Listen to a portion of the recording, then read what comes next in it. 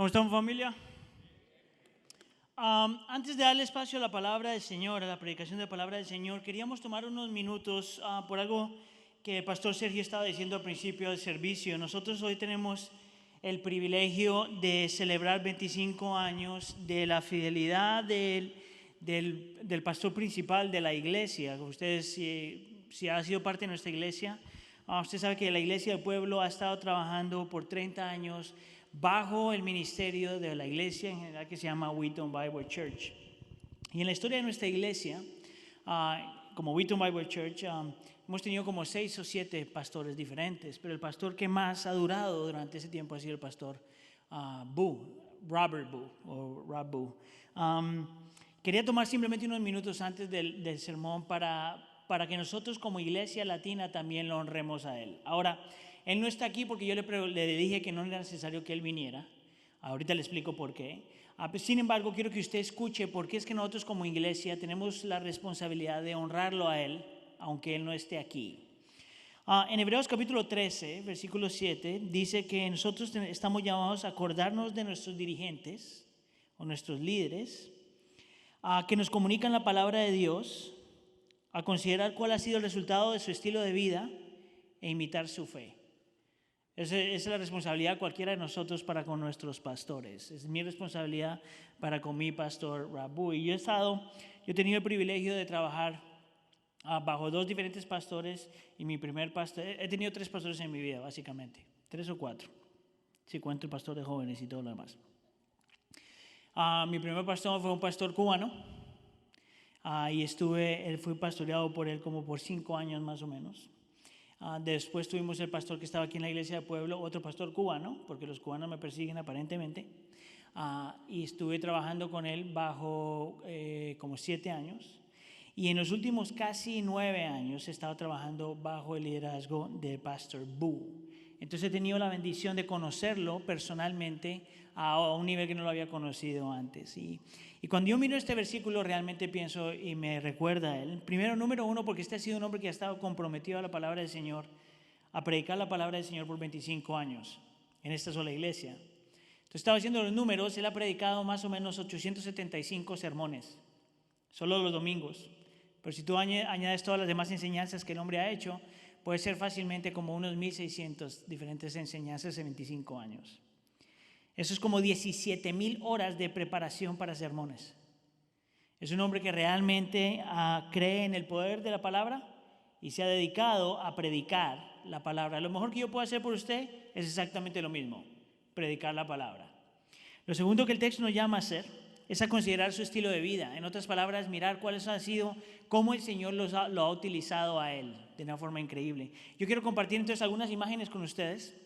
Para los que no lo conocen, esto era Rabu cuando era joven y bello, en 1994. Desde ese entonces se ha desmejorado grandemente, pero no le va a decir porque no está aquí, ¿ok? Rob vino a esta iglesia en 1994 y esta era su esposa que después falleció hace más o menos como 11 años. Y cuando él vino con todos estos hijos. La hija mayor, ahorita te la voy a mostrar, se volvió misionera y todos los demás están caminando con el Señor. Esta es la familia ya más grandes. Su esposa se muere. Le voy a contar la historia rapidito, el chisme. La esposa de él se muere y el esposo de ella se muere. En un mes de diferencia. Y los dos de cáncer. Ahora, estas 2 familias han vivido y compartido vida juntos por añísimos. El esposo de ella era el mejor amigo de Pastor Boo. Y la esposa de él era una amiga cercana de él. Se mueren los 2 y pasa como un año y los 2, yo no sé qué fue lo que hizo el Señor, pero aparentemente los utilizó para que se consolaran el uno al otro y para que los 2 unieran familias. Esto ya es casi 10 años, un poquito más, casi 11 años. Y ahora esta es más o menos la familia que tienen entonces, y tienen como 6 diferentes nietos y están las 2 familias juntas y el Señor ha utilizado esta familia de formas increíbles. Ahora yo quiero que usted mire por qué es que nosotros estamos honrando a Pastor Boo. Número 1 es, como le dije, él se ha dedicado a predicar la palabra fielmente, constantemente. La gran mayoría de ustedes no conoce qué pasa aquí, pero este es el edificio donde nosotros estábamos antes. La iglesia latina ni siquiera se reunía aquí. Nosotros nos reuníamos en el gym de la iglesia. Pero esta fue la primera, la iglesia Wheaton Bible Church tenía solamente un servicio tradicional. Si usted no sabe lo que es eso, tiene que venir un domingo en la mañana e ir a donde está el Santuario del Este, y ahí es donde la música es un poquito más tranquila, se canta con himnarios, todo eso. Era lo único que tenía Wheaton Bible Church hace años.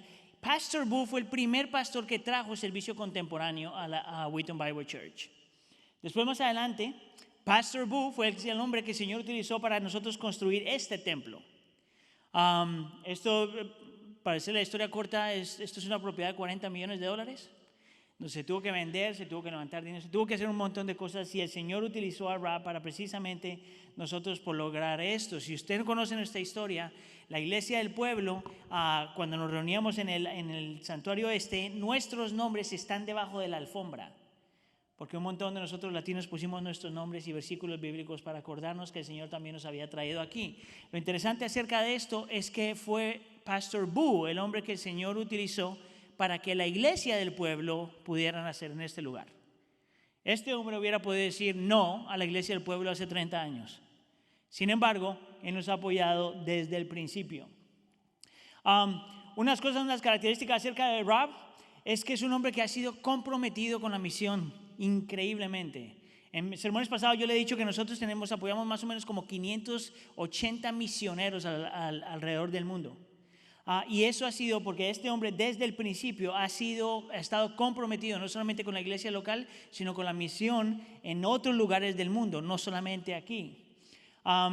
Dos de nuestros logros más grandes, se podría decir, cosas que también nacieron del corazón de Rob, uno es la iniciativa Move, que esto es algo que yo solo lo he visto en esta iglesia, y no le estoy diciendo simplemente porque trabajo en esta iglesia, sino porque solo lo he visto en esta iglesia. La iglesia Wheaton Bible Church no solamente apoya a otros misioneros de aquí para allá, sino que Wheaton Bible Church apoya misioneros locales.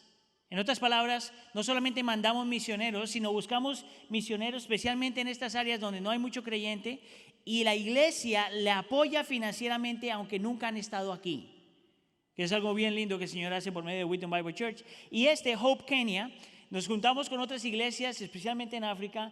Esta sección no tengo el tiempo para contarle toda la historia, pero esta era un área donde estas plantitas no existían. Y por ya 10 años, Wheaton Bible Church con otras iglesias han estado contribuyendo para que esta gente no solamente se pueda sostener, sino para levantar diferentes iglesias en África. Y eso ha sido increíble, todo eso porque el Señor nos ha permitido ser liderados por Pastor Boo. Es en el corazón del Pastor Rob que Puente del Pueblo empezó. Mire, hace 15 años, yo era parte del grupo que estaba empezando a trabajar con esto.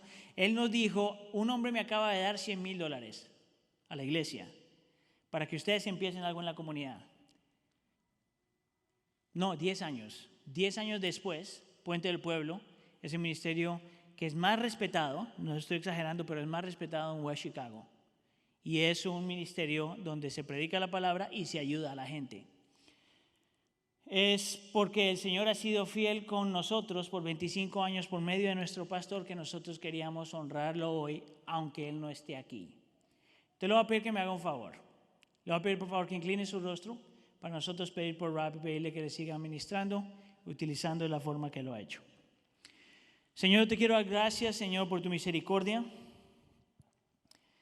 Señor, nosotros miramos que a lo largo de la historia tú te mueves por medio de líderes fieles. Líderes que no se han distraído, que no están buscando un renombre, o gente que no está amarrada al dinero, Señor, y buscando la fama, Señor. Y tú nos has dado el privilegio, Señor, por lo menos a mí, Señor, de conocer un pastor, Señor, que a pesar de que tiene cierto nivel de fama, se ha enfocado, Señor, en lo que vale la pena y lo que importa. La predicación de tu palabra y la extensión del reino. Te pedimos, Señor, por él y su familia en este momento. Te pedimos, Señor, que tú lo bendigas y lo guardes. Te pedimos que lo sigas utilizando para el tiempo que tú lo quieres aquí con nosotros, Señor. Te pedimos, Señor, que como iglesia nosotros podamos acordarnos constantemente de nuestros líderes, a considerar cuál ha sido el resultado de su vida y a imitar también su fe. Te damos gracias por eso en nombre de tu Hijo Jesús. ¿Y todos decimos? Ok, ahora sí, vamos a darle espacio para la palabra del Señor, y hoy una vez más tenemos con nosotros a un compañero de batalla, alguien que apreciamos mucho. Algunos de ustedes ya lo conocen, pero por si acaso no lo conocen, su nombre es Carlos Astorga. Carlos ha estado parte de la iglesia por un buen tiempo, ya como 6 años más o menos. Carlos ahora trabaja con un ministerio que se llama Lifeway. Si usted ha escuchado de Lifeway, ellos producen materiales cristianos, libros y escriben todo eso. Y ahora él está trabajando en la parte español con eso. Entonces le voy a pedir que por favor le dé una bienvenida a Carlos para la predicación de la palabra.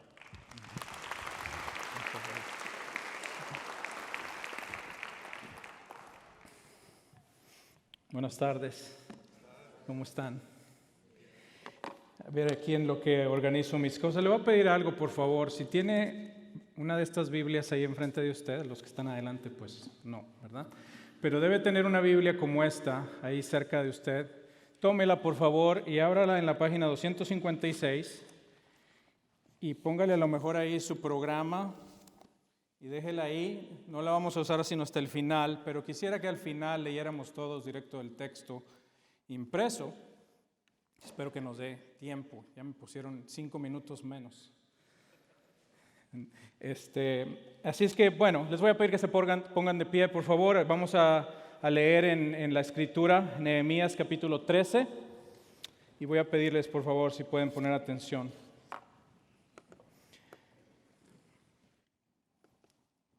Dice así la palabra del Señor: para ese entonces yo no estaba en Jerusalén, porque en el año 32 de Artajerjes, rey de Babilonia, había ido a ver al rey. Después de algún tiempo, con permiso del rey, regresé a Jerusalén y me enteré de la infracción cometida por Eliasib al proporcionarle a Tobías una habitación en los atrios del templo de Dios.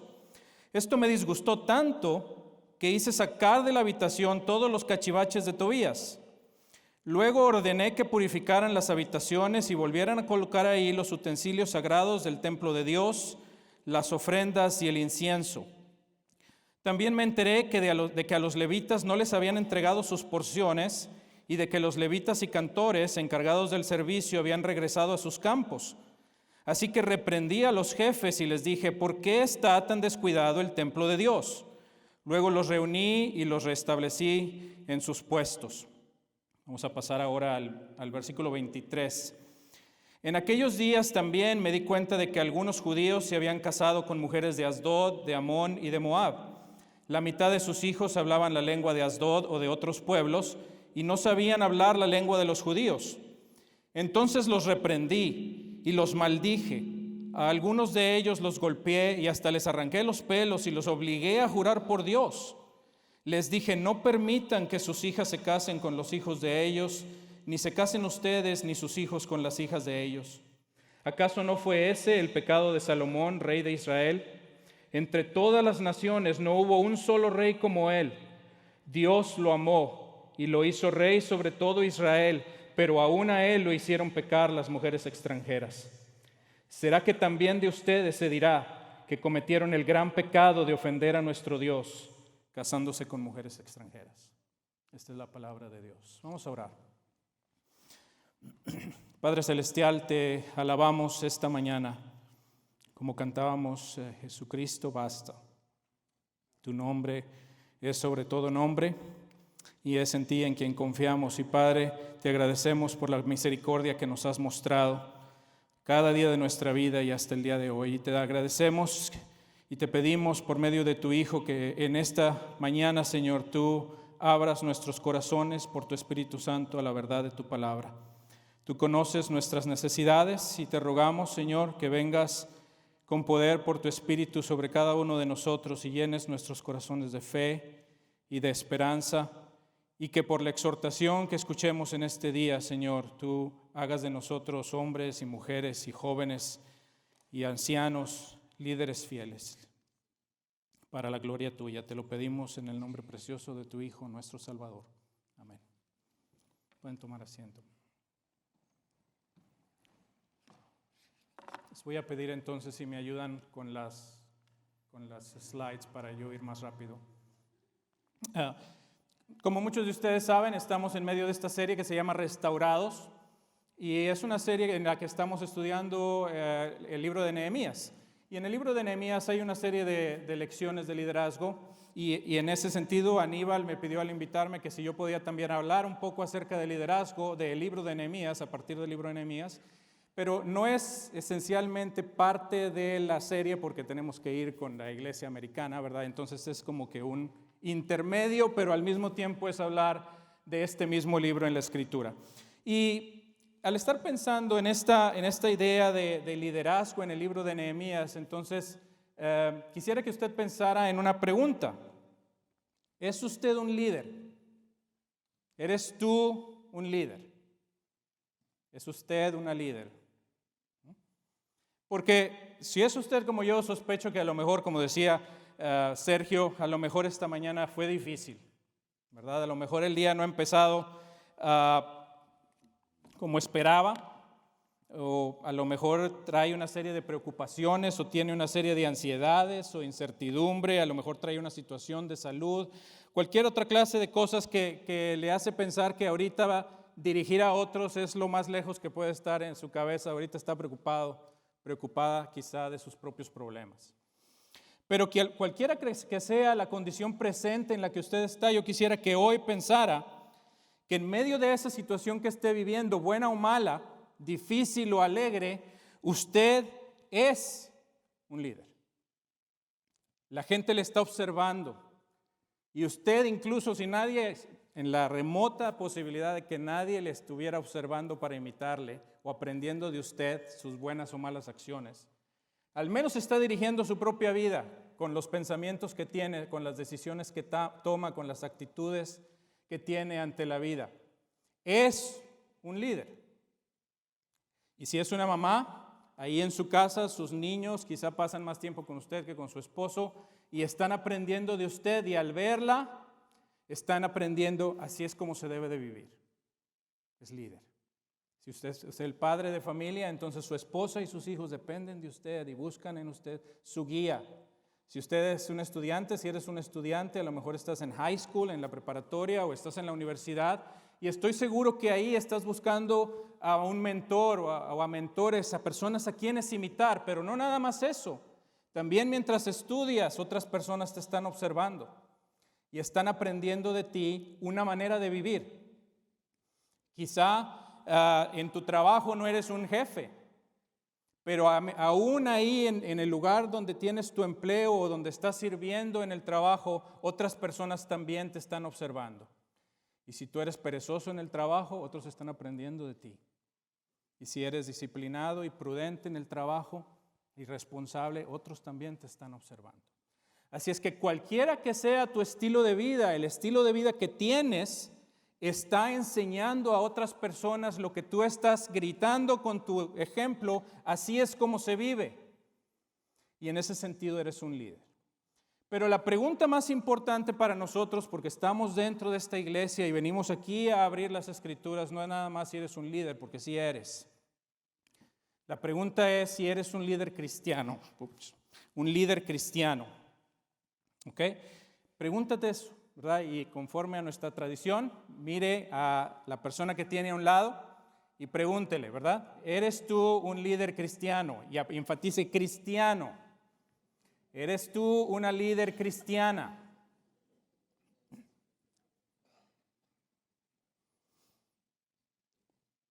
¿Cómo puedes saber? Lo mejor sería ir a ver a Cristo directamente, ¿verdad? Si decimos cristiano, pues vamos a ir a ver al Señor. Pero hay que predicar de Nehemías. Y creo que podemos partir de Nehemías y aprender varios principios en relación a lo que es el liderazgo cristiano. Y ya a lo largo de la serie hemos estado observando muchas de las cualidades de Nehemías y muchas de ellas son características visibles, ¿verdad? De cómo se comporta un líder. Y déjenme mostrarle algunas aquí rápido. No me voy a detener en ninguna de ellas porque estoy seguro que vamos a seguir analizándolas, pero cuando vemos la vida de Nehemías, él es sensible al dolor, a la injusticia. Él tenía un comportamiento serio y profundo, no era un payaso constante, ¿verdad? Se detenía a considerar las situaciones y pensaba y meditaba al respecto. Era un líder humilde, se humillaba delante de Dios, era dependiente de Dios, no era autosuficiente. estaba propiamente enfocado en Dios. Era un hombre de acción y de convicciones, no era una persona pasiva. Tomaba acción y cuando tomaba acción era visionario y era valiente y estaba comprometido con la meta final, cueste lo que cueste. Y en la semana pasada con Aníbal vimos, ¿verdad?, que era un hombre compasivo y sacrificial y que se preocupaba con la justicia. Pero en un solo sermón, si nada más queremos hablar de liderazgo, no podemos hablar de todo esto.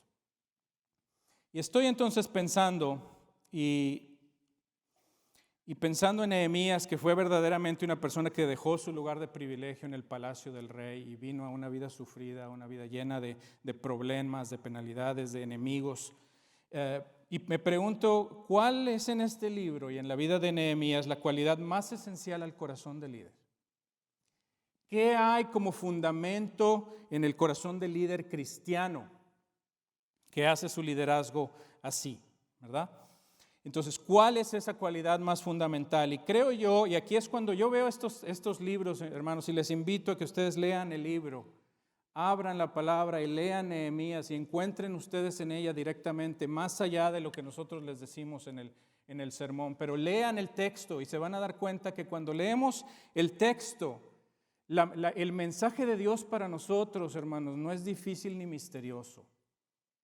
Es sencillo. Un joven, un niño, un adulto, un anciano, cualquier persona lo puede entender.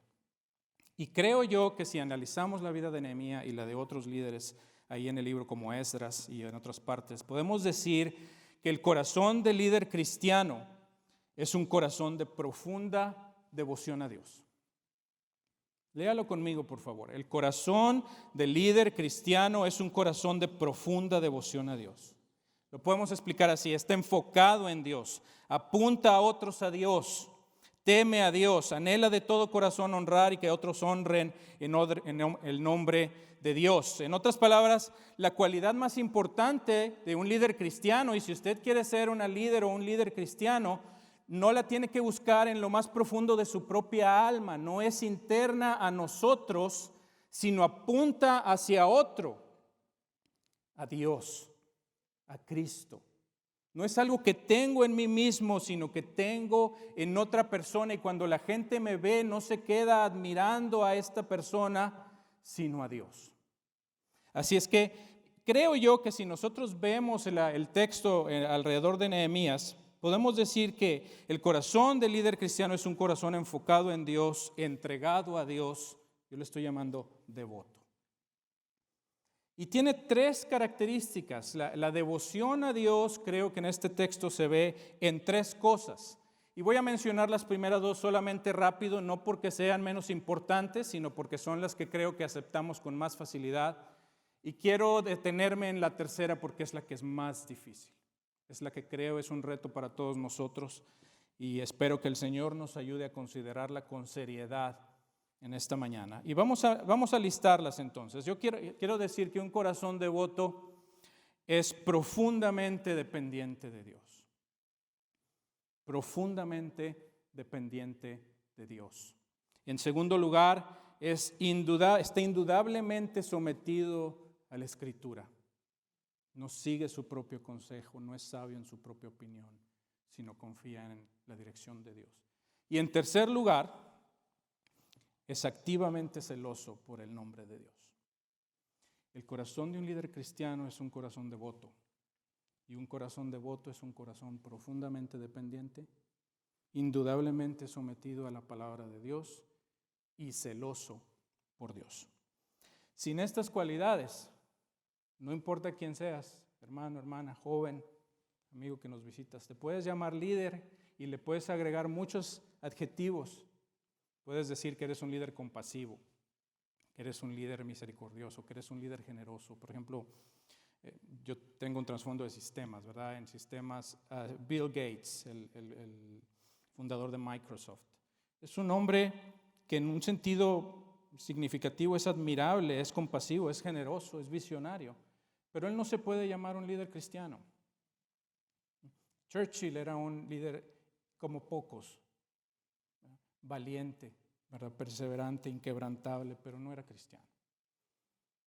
Si nos ponemos a ver en la historia, si ustedes hubieran vivido en Alemania en los años de 1930, hubieran pensado que uno de los líderes más cautivadores de la historia era Adolfo Hitler.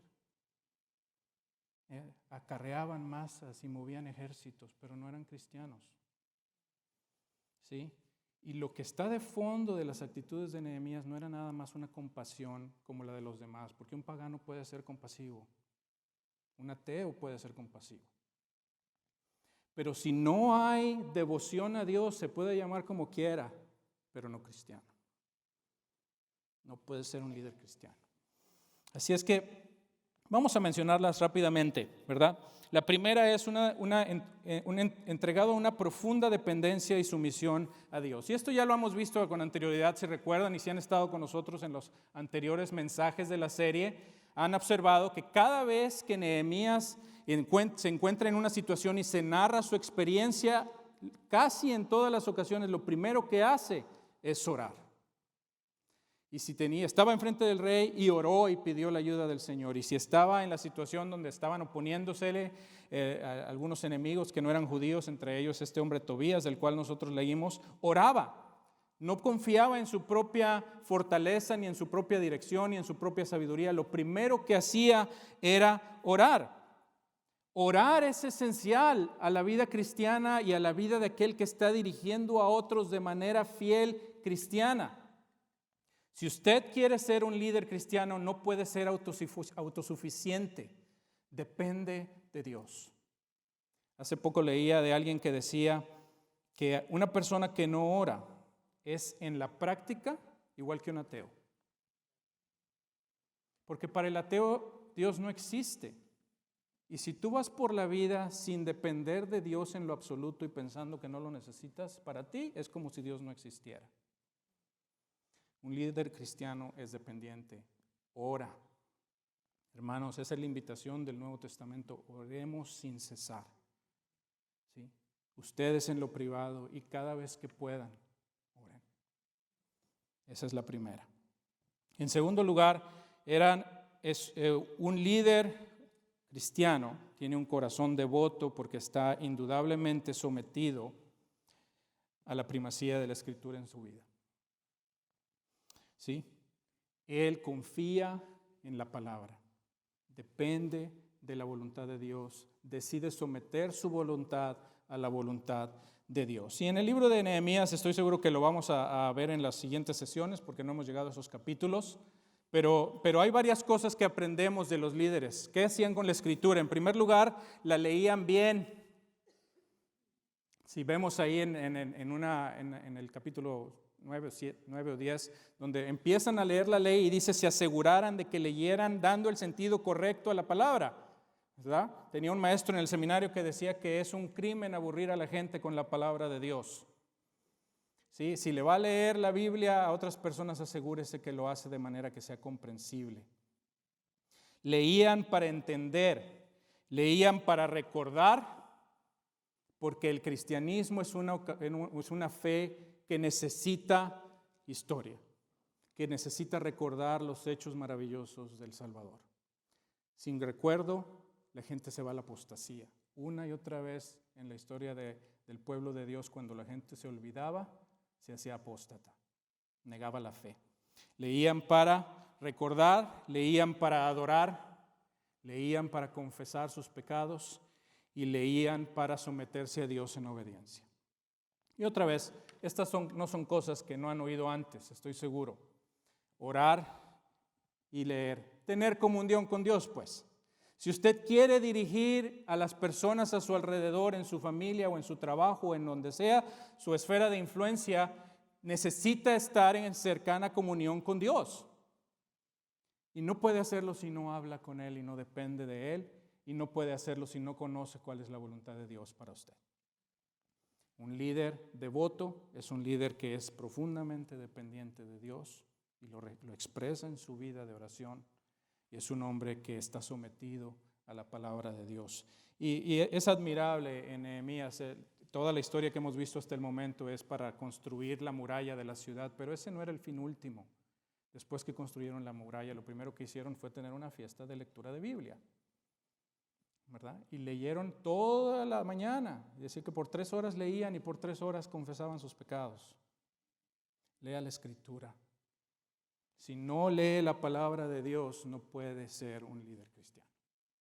Pase tiempo en ella. Sabe que usted puede leer toda la Escritura completa, desde Génesis a Apocalipsis, en voz alta, en una manera pausada, en menos de 75 horas. Si se sentara 75 horas, acabaría toda la Biblia. No son muchas. Léala. ¿Sabe cuántas horas lee? Al menos en el 2017, esta es una de las estadísticas que más me fastidian porque es una tentación constante para todos nosotros. Pero sabe que en el 2017 se hizo una investigación y se descubrió que alrededor del mundo, todas las personas que traemos nuestros teléfonos y nuestras computadoras vemos 1,000 millones de horas de YouTube al día, entre todas las personas del mundo. 156 millones de horas al día de Netflix. Si va a ser un líder y lo único que ve es la televisión, ¿de dónde va a salir su sabiduría? Sino de ahí. No va a ser cristiano. Lea la palabra. Pero la característica más controversial, y creo yo que incluso cuando la estábamos leyendo al principio, la que nos incomoda, es esta que nos mostró Nehemías en sus reacciones hacia el pueblo. El líder cristiano tiene un corazón que es celoso por Dios. Celoso por Dios. Y va a llegar el momento en el que todos nosotros, si queremos andar con fidelidad delante de Dios, tendremos que decidir si vamos a ser fieles a Él, si lo vamos a honrar a Él y si lo vamos a defender a Él o a los demás. Y creo que en nuestra sociedad actual, hermanos, hermanas, esta es la más difícil de todas. ¿Saben por qué? Porque yo creo que vivimos en este día en lo que le llamamos un mundo de las ofensas perpetuas. Todo nos ofende, ¿no? Vemos las redes sociales y vemos en todas partes y cada quien tiene que tener su propia opinión y todos debemos respetarla. Todo es ofensivo, ¿verdad?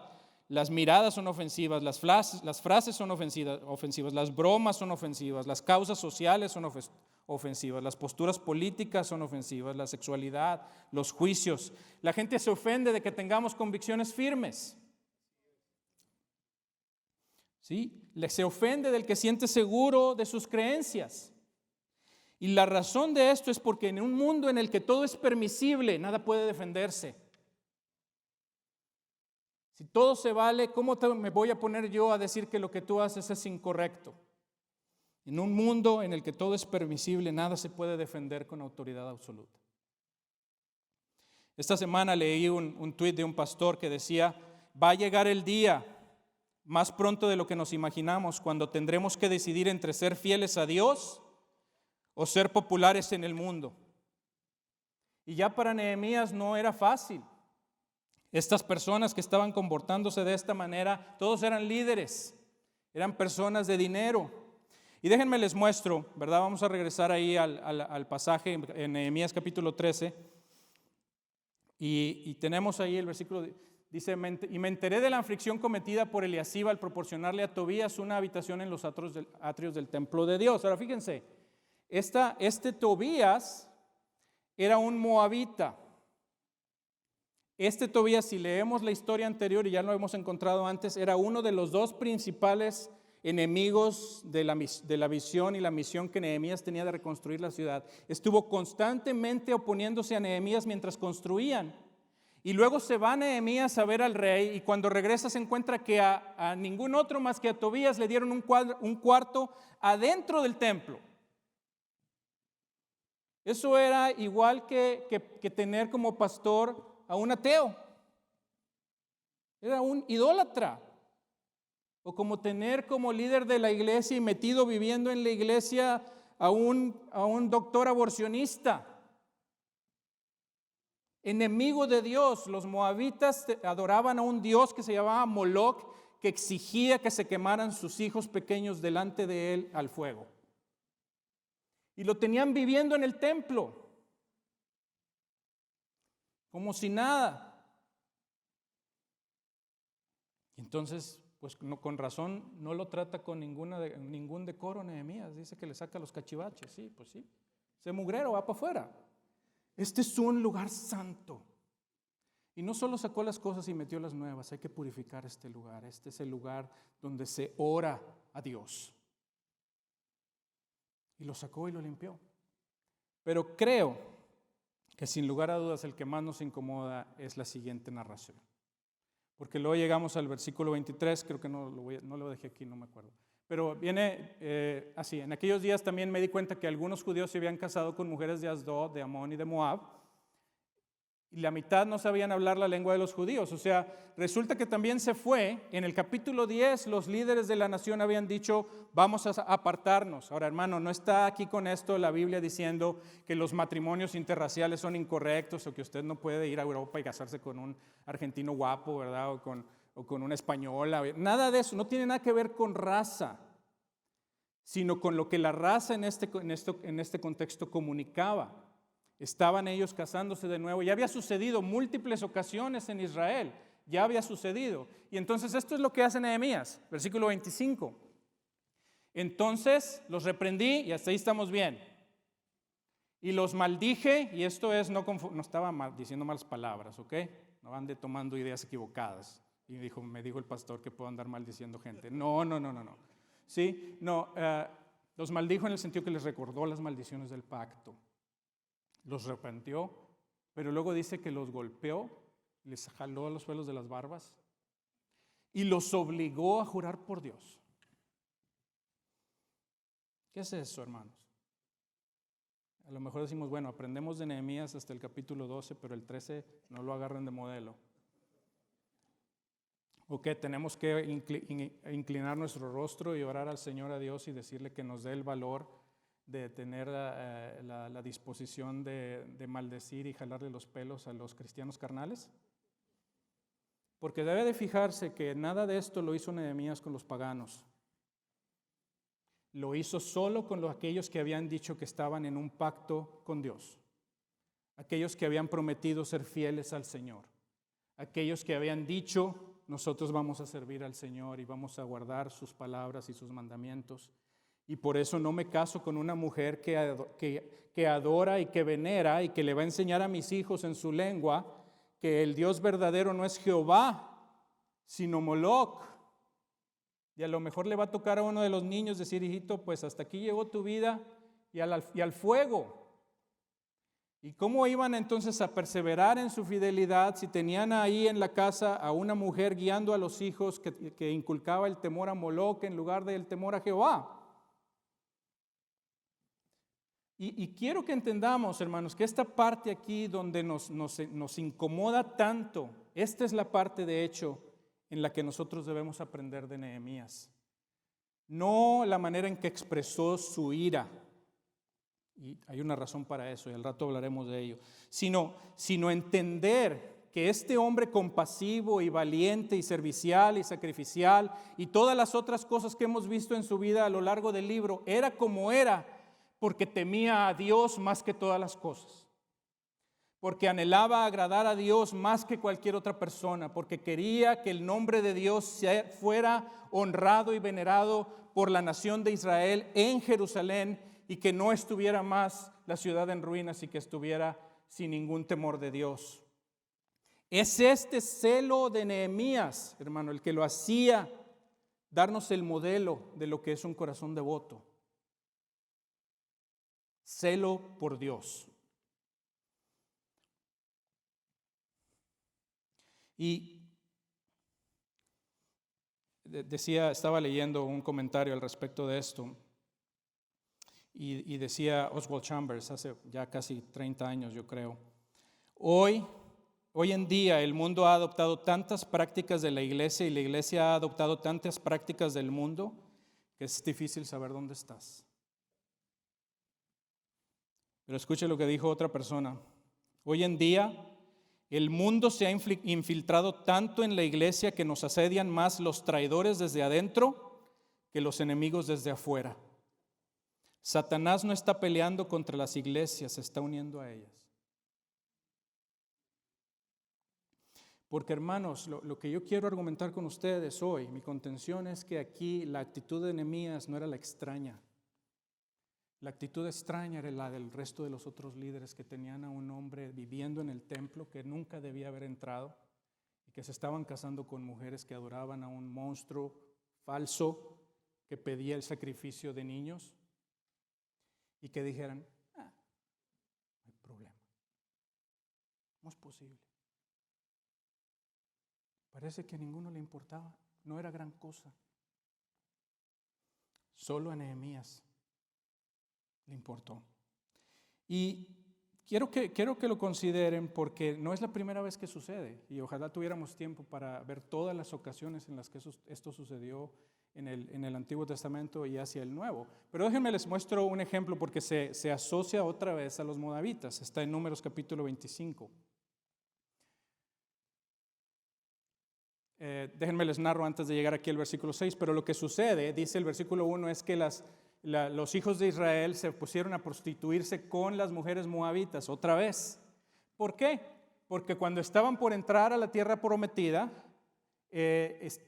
los moabitas están ahí y dicen, nosotros no queremos aquí a los hebreos, entonces le hablan y contratan a un profeta a sueldo que se llamaba Balaam.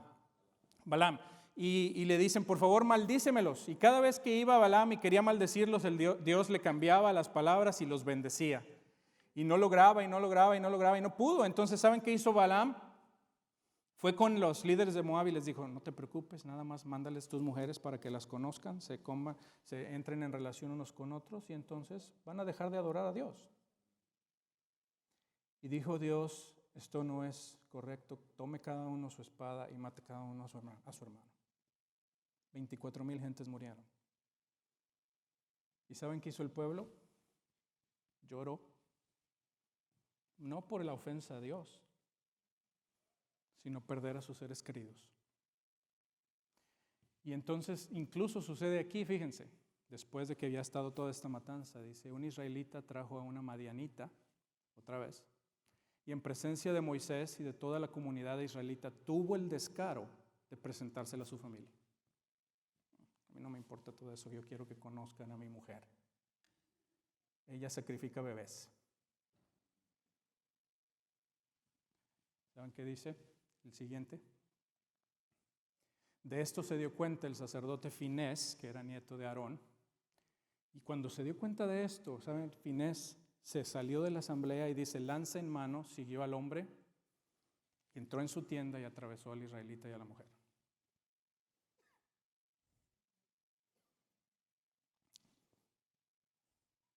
¿Cómo ven? Dirían ustedes, qué insensible, qué inhumano, ¿por qué anda matando gente? No, que les hagan un juicio justo. ¿Saben qué fue lo que dijo Dios? Mire, el Señor le dijo a Moisés, Finés ha hecho que mi ira sea parte de los israelitas, pues ha actuado, escuchen esto, ha actuado con el mismo celo que yo habría tenido por mi honor. Sigue leyendo. Dile pues a Finés que yo le concedo mi pacto de comunión por medio del cual él y sus descendientes, no nada más él, toda su descendencia, gozarán de un sacerdocio eterno, ya que defendió celosamente mi honor e hizo expiación por los israelitas. Celo de Dios. ¿Sabe quién más hizo esto? Nuestro Salvador. ¿Verdad? Leíamos que cuando Él nos invita a venir a Él, Él es manso y humilde de corazón. Y cuando venimos a Él, eso es lo que es. Pero si alguien se atreve a ofender su nombre, eso es otra cosa. Fíjense lo que dice Mateo capítulo 21. Jesús entró en el templo y echó de ahí a todos los que compraban y vendían, volcó las mesas de los que cambiaban dinero y los puestos de los que vendían palomas. Escrito está, les dijo, mi casa será llamada, ¿diga qué? Casa de oración. ¿Cuál es la otra característica de un líder devoto, dependiente de Dios? La gente iba al templo a buscar de Dios la guía y la ayuda. Y esta gente estaba haciendo vendimia. En el Evangelio de Juan dice de hecho que hizo un látigo de cuerdas. No lo sacó suavemente nada más con palabras dulces. Los azotó hasta que se salieron. ¿Y saben por qué? Juan nos dice, porque dice la Escritura, el celo de tu casa me consumirá. Celo de Dios. Y aquí, hermanos, es donde entramos a lo que quiero que sea la aplicación y la conclusión. Porque, ¿sabe de dónde viene el reto más grande a nuestro celo por Dios en nuestra vida? No es de nuestros enemigos, eso es fácil oponernos a ellos. Es de los familiares y de los amigos y de las personas cercanas, donde usted va a tener un reto más importante. Esto es lo que dice Mateo capítulo 10. No crean que he venido a traer paz a la tierra, sino espada. ¿En qué sentido? Porque he venido a poner en conflicto al hombre contra su padre, a la hija contra su madre, a la nuera contra su suegra. Los enemigos de cada cual serán los de su propia familia. Ahora, aquí en el texto, los enemigos de cada cual. ¿Cuál cada cual? Si usted no tiene celo por Dios, usted no va a tener este problema. Se lo aseguro. Los enemigos de aquellos que quieran ser discípulos de Cristo, líderes que guían a otros a seguir a Cristo, serán los de su propia casa. ¿Sabe que en muchas ocasiones cuando alguien es llamado por Dios al ministerio o al campo misionero, muchos de los ataques y críticas más severas vienen de la familia? ¿Y de qué vas a vivir? Si yo te pagué toda esta educación tan cara y ahora te vas a ir ahí donde no te van a pagar y vas a tener que andar pidiendo ofrenda. No hagas eso. ¿Y por qué vas a llevar a mis hijos a mis nietos a vivir en esa situación tan dura? No, van a sufrir mucho. Y toda clase de excusas para no honrar a Dios ni vivir para Él. Estaba hablando con mi mejor amigo en México, estábamos platicando de esto y me dijo, sí, dice, imagínate que le hubieran dicho a Jesús que vas a dar tu vida por el mundo y no piensas en tu mamá. ¿Acaso no crees que a María le van a traspasar el corazón como con una espada? ¿No es eso lo que dice el Evangelio? Sí, una espada traspasaría su misma alma, pero ¿detuvo eso al Salvador? Y dice en Lucas, hermanos, observen este pasaje. Dice Lucas capítulo 14, grandes multitudes seguían a Jesús. Y uno dice, este es un momento de victoria. Es un momento para anunciar la membresía, ¿verdad? Son un montón, pero no, fíjense lo que hace Jesús. Ve que son tantos y entonces utiliza este momento para filtrar a los verdaderos discípulos de los creyentes profesantes. Y dice, si alguno viene a mí, se voltea y esto es lo que les dice. Si alguno viene a mí y no sacrifica el amor, y la palabra literalmente ahí es odia, está bien traducido aquí porque no tenemos que aborrecer a nadie, lo que está hablando de una diferencia tremenda en magnitud de amor. Si no sacrifica el amor a su padre y a su madre y a su esposa y a sus hijos y a sus hermanos y a sus hermanas y aún su propia vida, no puede ser mi discípulo. ¿No parece irónico que en este momento de mayor popularidad o de mucha popularidad del Señor, Él decidiera evaluar quiénes eran los que verdaderamente querían seguirlo y honrarlo y ser celosos por su nombre, y que lo que haya usado para determinar si lo iban a seguir o no fuera la familia y el amor por la familia? Y los hizo preguntarse, si tuvieras una situación en la que tienes a la familia y a los hijos de este lado y a mí de este lado, y ellos están blasfemando, ¿de qué lado te vas a poner? Ese es el reto. ¿Sí? Y quisiera leerles el caso de otro sacerdote en el Antiguo Testamento, se llamaba Elí. Y Elí vivió en la época de Samuel, cuando Samuel era un bebé. No sé cuántos de ustedes conocen la historia, pero el profeta Samuel y el juez Samuel, el último de los jueces, estaba como niño pequeño ahí en la casa de Elí.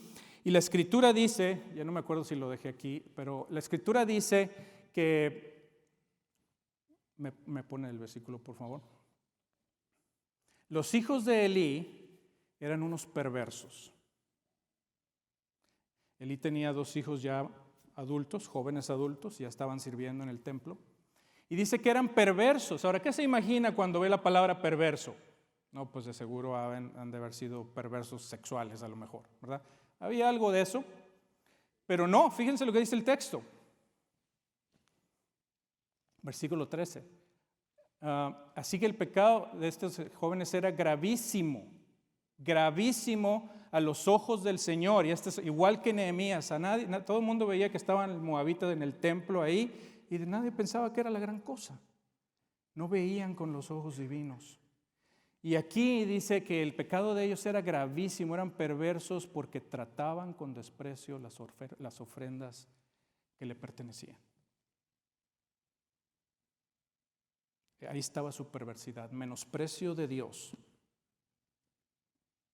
Ahora pregúntese, aquellos de ustedes que son padres y madres, pregúntese, ¿qué haría usted? Estos son adultos. Mis hijas acaban de cumplir 18 años, las gemelas, y me senté ahí a tener la plática, ¿verdad? De lo que significa que ya son adultas y darles ahí alguna serie de reglas y decirles también, ustedes son responsables. Pero ¿qué haría usted? Y aquí es donde cuando yo veo esto, hermano, me estremece. Y creo que debe aterrarnos en un sentido, porque Él hizo lo que creo que la mayoría de nosotros hubiéramos hecho. ¿Saben qué hizo? Habló. Déjenme mostrarle. Elí se enteró de todo lo que sus hijos les estaban haciendo, incluso que se acostaban con las mujeres que servían a la entrada del santuario. Supo, y fíjense qué hizo. Y les dijo, ¿por qué se comportan así? Todo el pueblo me habla de su mala conducta. Y aquí imagínense a un papá o una mamá, no, hijos míos. Sí, yo no creo que los regañó, se los aseguro. No, hijos míos, nada bueno es lo que se comenta en el pueblo del Señor. Fíjense que no les dijo, están pecando contra Dios. Se están generando mala fama. Después lo dijo, pero dice, más adelante dice, si alguien peca contra el Señor, ¿quién podrá interceder por él? Nosotros sabemos, ¿verdad? Pero abran ahora sí su Biblia que les pedí, por favor. Y déjenme les leo una parte primera, en 1 Samuel capítulo 2, no la muevan de la página 256, pero fíjense lo que le dice. Después de que habló con ellos, si uno pudiera haber dicho, yo creo que muchos de nosotros hubiéramos dicho, eso estuvo bien, Elí ya les advirtió. No, son adultos, toman sus propias decisiones. ¿Qué más puede hacer el padre? Pero fíjense, Dios le habla y le da una profecía a Elí y le dice, yo les concedí las ofrendas que se queman en mi honor. Escucha esto, ¿por qué pues tratan ustedes con tanto menosprecio los sacrificios y las ofrendas que yo he ordenado que me traigan a mí? ¿Saben cuál era el problema de estos hombres? Les gustaba la carne asada. Y debía de sacrificarse y quemarse la carne ahí. Dijo, no, dame la cruda porque yo tengo una fiesta en la tarde. Y en lugar de sacrificar, le quitaban la carne por la fuerza. ¿Por qué tratan con tanto menosprecio los sacrificios y las ofrendas que yo he ordenado que me traigas? Y fíjense después lo que le dice Dios. Escuche esto. ¿Por qué honras a tus hijos más que a mí? Y los engordas con lo mejor de mis ofrendas. Honras a tus hijos más que a mí. Celo de Dios. Cuando tengas a la familia o a cualquier persona que estés dirigiendo y a Dios, ¿a quién vas a defender? Dice, yo les concedí las ofrendas, por cuanto esto hiciste, de ninguna manera permitiré que tus parientes me sirvan. Yo honro a los que me honran y humillo a los que me desprecian. Se acerca el día en el que acabaré con tu poder y el de tu familia. Ninguno de tus descendientes llegará viejo. ¿Se acuerdan lo que pasó con Finés? Le dijo, toda tu descendencia tendrá un sacerdocio eterno. Haré mi pacto con ustedes. Aquí le dijo, ninguno de tus descendientes llegará viejo, y si permito que alguno de los tuyos continúe sirviendo en mi altar, será para empañarte de lágrimas los ojos y abatirte el alma. Y ahora sí, lea ahí en la página 246, quiero que lo vea, el versículo 256, ¿verdad? Es 1 Samuel 3:13.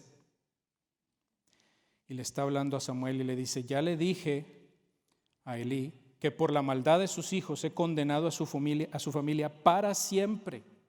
¿Lo ve ahí? ¿Por cuánto tiempo? Para siempre. Él sabía que estaban blasfemando contra Dios y sin embargo no los refrenó. Por lo tanto, hago este juramento en contra de su familia: ningún sacrificio ni ofrenda podrá expiar jamás el pecado de la familia de Elí. ¿Por qué? ¿Porque no habló con ellos? Dice, porque no los refrenó. Eso es lo que hizo Nehemías. No nada más habló, actuó. ¿Sí lo ve?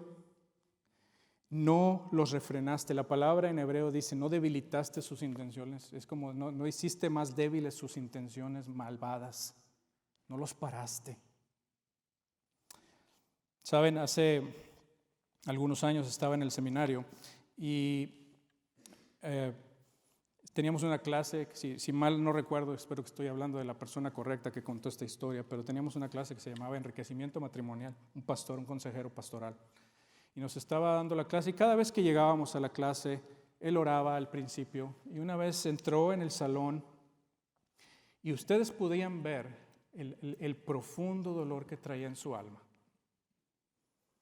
Y nos dice antes de orar, quisiera contarles y pedirles que oraran por un amigo mío. Y nos cuenta que otro maestro, la noche anterior, había llegado a su casa a hablar con su esposa y le había dicho: no te amo. Tengo años teniendo un amorío con un estudiante y ya estoy cansado de estar ocultando todo esto. Y ya no quiero vivir así, estoy dejando mi trabajo, estoy dejándote a ti, estoy dejando a mi familia, quiero vivir una vida nueva con esta persona. Así.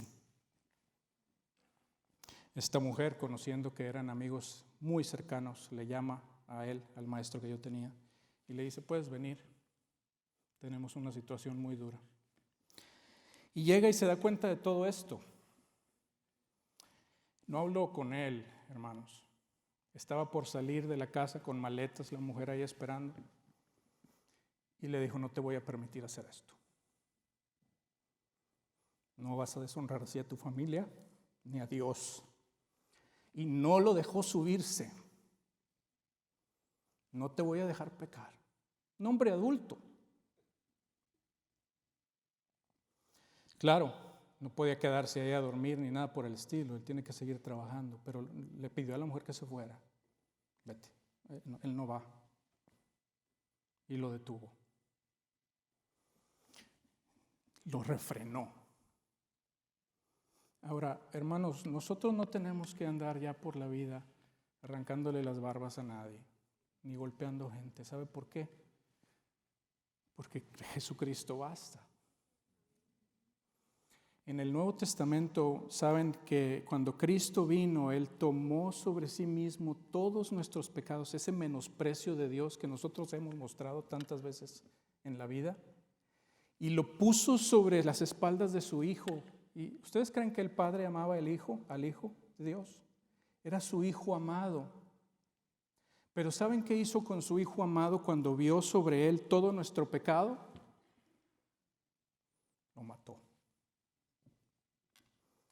No escatimó ni aún a su propio Hijo, sino que lo entregó por todos nosotros. El castigo de nuestra paz fue sobre Él. Y por su herida fuimos nosotros curados. No tenemos que andar golpeando gente, pero sí tenemos de Dios una responsabilidad de decidir si yo voy a ser fiel a Él o a los demás, incluyendo la familia.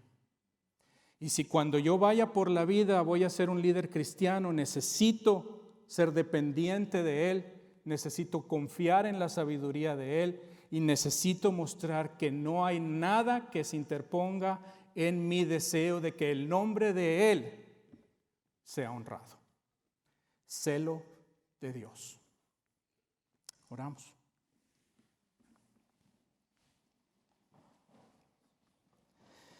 Bendito Padre Celestial, te agradecemos, Señor, que tú hayas entregado a tu Hijo por nosotros. Te alabamos porque es por Él que nosotros ahora no tenemos que enfrentar ninguna condenación. Eso es lo que nos dice tu palabra. No hay condenación para los que están en Cristo Jesús, porque ese dolor y ese castigo fue sobre tu Hijo. Gracias, Padre. Pero te confesamos, Señor, esta mañana y te pedimos perdón porque en muchas situaciones de la vida, sí, quizá ponemos a la gente a nuestro alrededor o nuestra reputación o a nuestros hijos o nuestras hijas o nuestra esposa, nuestros familiares por encima de ti. Y te pedimos perdón por esto, Señor. Te pedimos que dejemos lo que queda atrás. Ahí cuando Nehemías se acercó a este pueblo no tenía una intención de que fuera un juicio que terminara con la vida de ellos, sino que les alentara y les diera esperanza de renovar su compromiso con el Señor y de vivir para Él con justicia y santidad y fidelidad. Y te pido, Padre, que nosotros también hagamos lo mismo. Estoy seguro que ninguno de nosotros ha alcanzado la medida perfecta de la fidelidad a ti, de depender de ti, de confiar en tu palabra más que en la nuestra y de defender tu nombre más que el propio. Pero, Señor, te pedimos que de aquí en adelante muevas nuestro corazón para hacer estas cosas, tener un compromiso de corazón que tenga devoción hacia ti por sobre todo lo demás. Te lo pedimos en el nombre precioso de Jesús, nuestro Salvador.